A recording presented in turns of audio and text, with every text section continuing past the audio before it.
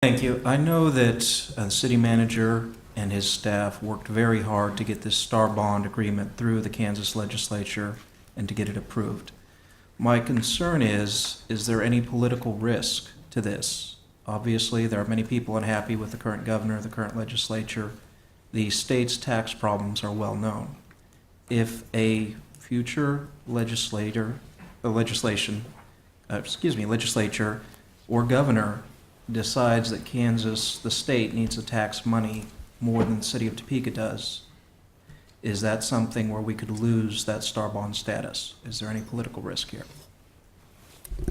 Well, and I think what you would be talking about is essentially ex post facto legislation that would, if it was passed 5 years from now and they said we're going to close down all the Star Bond districts, how Star Bonds are set up, I mean, it's a contractual arrangement between the city and the state. It's very difficult to envision a scenario. I mean, they could do that going forward. Same from this point, we are getting rid of the Star Bond statute. We're no longer going to do that moving forward. Obviously, they would have every ability to do that. But to look back and say we're foreclosing the Legends, the Heartland Park, the Salt Mine in Hutchins, all of the Star Bond projects across the state, I have difficulty envisioning a scenario where they could reach back and close out all of the Star Bond districts. Thank you. Councilwoman Clear. And going back to the NHRA that I had asked you about last week, and you said it was online, it was a public record, which it wasn't online and it's not a public record. It's attorney-client privilege, I guess I found out. There was a confidentiality clause in terms of the contract itself. I've spoken to the NHRA and we can talk about specific provisions of that contract, but just to release it to the public, there's a confidentiality clause within that provision. Now I know that contract's been published in the Topeka Capital Journal, so the value of that confidentiality clause is eroded significantly. But we do have commitments that we have committed to, the city has committed to in this contract, where if it doesn't make money, we still have to keep these commitments. And I would say that's not an accurate statement of where we're at now with the contract negotiations with NHRA. NHRA has, at the point we're at right now, has said we're willing to void all past contracts. We will prepare the race, we will do the race, we will sell the tickets so that there's no obligation. The reason that they're willing to do that is because of the timing of the situation, that we're a month out of doing the race. They understand there's the threat that this may not take place, so they're willing to go forward and just do the race themselves. And also, to go back to the contract that was signed last summer, a couple of points to make is that was a contingency contract. That contract was contingent on this body issuing the Star Bonds and moving forward. So there was no commitment unless this body made that vote to move forward. And it's spelled out, I think it's paragraph 4 of the contract. I have it with me and I could look, but I believe it's paragraph 4 that talks about the contingency and that NHRA had the right January 12th to cancel the contract. And so if we go back to where we were last summer, the anticipation was that this body would move one way or the other in October, November, and then we had interceding court cases and things that delayed the process. So that's why it was renegotiated. And also the other protection that we had was within the RFP, whoever is the operator owner of this track would either take on all of the guarantees within the contract or renegotiate their own contract. So the agreement we have is no longer, so the amendment that was signed on April 7th. The amendment has not been signed. It's been forwarded to us. It's just awaiting our signature. I thought it came from you. No, it came from them. It came from Linda Louie, who's the attorney at NHRA. So this is no longer a valid agreement? Which, when you say this, which one? The way you just sent me last week. Because you said you were in renegotiate, so this is no longer valid. The The agreement with the $1.8 million guarantee, is that the one you're talking about? Yeah, but then I also have a copy of the agreement, Right. or the amendment. Yeah, the amendment is something that they sent us to do away with the guarantee, but since then, they've also agreed that if we want them to, they will just run the entire race. There'll be no obligation to the city whatsoever. So that's the latest. So I don't have the updated information. Well, that updated information is discussions between legal counsel from NHRA and myself. I mean, So I don't have the updated information. I don't have a document to provide to you because we're still in negotiations. Okay. Okay. I mean- Councilwoman Ortiz. Chad, so the May event, we don't know if the city's obligated to pay anything or not? Because you're in We're- negotiations, is that right? No, we're not obligated to pay anything because at the For very this May least, event coming up? Yeah, at We're the- not obligated to pay anything? no, because at the very least, we have the amendment where they have said we are not obligated to pay anything. We can sign that anytime we want, but I think there's even a better agreement that's being currently negotiated with legal counsel with NHRA that will do away with the entire contract, and they will just control the entire race scheduled for next month. Well, then who will make the track improvements? They will? Yes. I mean, you have to think about, from NHRA's perspective, this event is on their calendar. They have race teams that have committed to being at this event. They've invested, they had their marketing person in Topeka for a week marketing this event. They have a significant investment in seeing this race go off. So if the question is, why would they make track improvements or do whatever needs to be done? Because they need to see this race happen. And I understand that, but at the same time, I remember them saying if we're not paid in full, that $76,000, we're not coming back. And I also understand that there's a lot of track improvements that need to be made, and we're getting down to the wire here. So that concerns me, you know. So when are these negotiations gonna be made? Are you waiting until after the May 5th vote then? Is that what you're doing? And You want to respond, city manager? Yeah, and Mayor and Councilman Ortiz, there is no, and I've said this for 9 months, there is no consideration, none, zero, that the city is going to invest any money into Heartland Park. The NHRA contract, no matter what people wants to think it says, the city attorney has said it again, there is a contingency language in there that said that unless we take these actions and acquire the track, we are not obligated to anything under that track. The RFP language is very clear. You, as the operator of this facility, have an obligation to take on all of the obligations of the NHRA or to negotiate a new contract. The city will not put any money.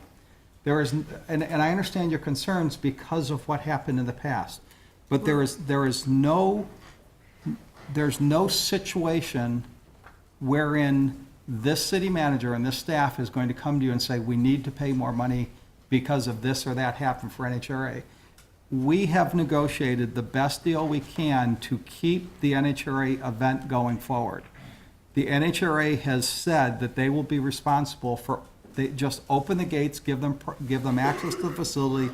They'll come in and they'll do everything they need to do. They'll run the race. They'll keep all the money. They'll be responsible for all the losses. The city has no obligation. Mr. Irwin's Jayhawk Racing has no obligations other than making it available. And Core First, who was also a part of this, would have no obligations.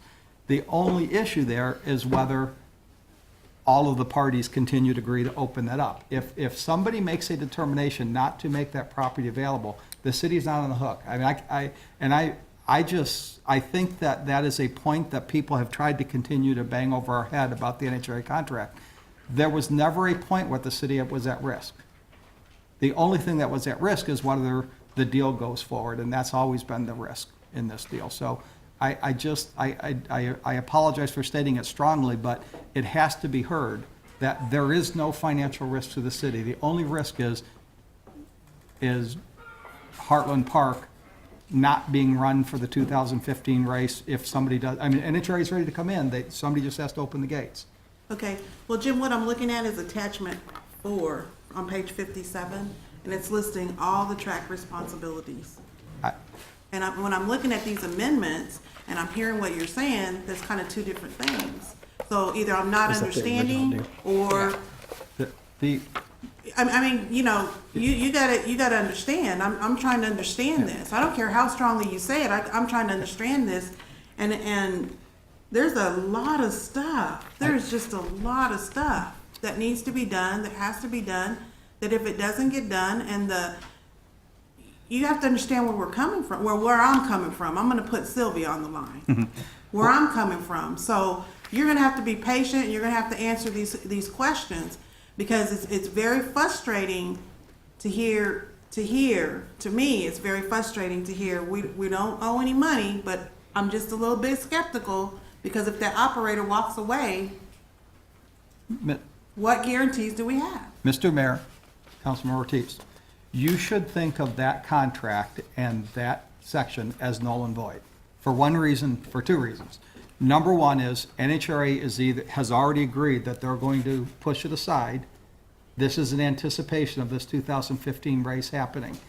That's one. That's option one. Option two is the city never takes the action of triggering the acquisition of that property wherein that contract would become an obligation on the part of the city. Until such time that we take an action to acquire that property, that contract is contingent, which means it doesn't have to occur. And we have stated that unless somebody else is coming in and we're just the transition agent for that contract to be taken over by somebody else or renegotiated by somebody else, we're not going to do anything. So I hear what you're saying, but you can go into that contract, you can find a lot of things that will get your blood up, but they shouldn't, because NHRA has now told to us that they're not going to hold us to any of those things.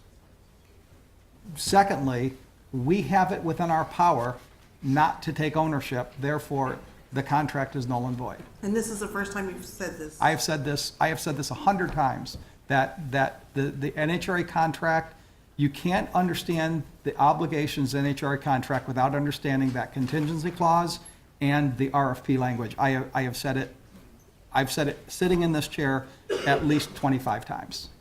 And I've said it to the newspaper, and I've said it to every group that I've talked about, and I repeat it in my sleep at night, so my wife hears it. Maybe you're dreaming. I could be. I'm sorry.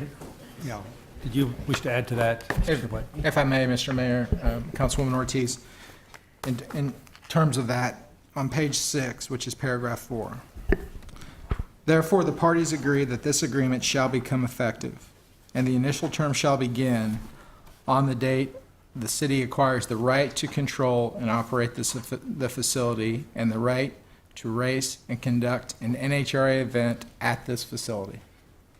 So this contract does not become effective. It's contingent on this body taking an action to own the racetrack. So to say that we incurred these responsibilities when we signed this contract in June or July, I think it was July 24th actually, is not accurate. It's contingent on us owning the racetrack. And again, in the RFP, whoever operates it takes on the responsibilities if we do own the racetrack. Councilwoman Claire? Thank you. Just as a new council member, and to go back to what Sylvia said earlier, it's very frustrating to have information, go through it, read it, come in and go, oh, that's not even good anymore. So just FYI, I'd appreciate if I was, kept up to date on what was going on. Thank you. Okay. Councilwoman Schwartz? Thank you, Mr. Mayor. I'll try and be brief. So you said that the NHRA contract isn't going to be signed until after the May 5th vote, which we would acquire the STAR bonds if that passed. Is that correct? No. No? The NHRA contract will only be signed and we will only sell the bonds if we have an agreement with an operator that we find to be acceptable, who's going to take on all the obligations of Heartland Park and the NHRA contract. So then a follow-up question on the last page, next to the last page from Ensign Jester, which I would assume is Carrillo. Yes. There is a paragraph, miscellaneous items necessary for vendor. And I would like Chad to explain that whole, because I'll read just one part of it. Says that, that all agreements not expressly assumed by vendor, including but not limited to current vendor agreements, leases, and agreements with the NHRA, be either terminated by the city at its expense or cost or renegotiated to contain terms acceptable to the vendor, that the city indemnify and hold harmless vendor for any claims of third parties against vendor related to the transaction contemplated herein. What does that mean? That the potential operator has the ability to renegotiate the NHRA contract. So we don't have a affirmative that what you're trying to say now could possibly change? Mr. Mayor and Councilmember Schwartz, so I'm going to kind of guess what that question was. The position of the staff of the city and the city manager's recommendation to this body will never change. We take no action that financially obligates the city for any purposes pertaining to Heartland Park. Other questions at this point? I think we will take would hope to less than 10 minutes, but a short break because we need to change tapes for our recordings. But if we will take a break, let's say no more than 10 minutes, so please be back at our seats at that time. Thank you.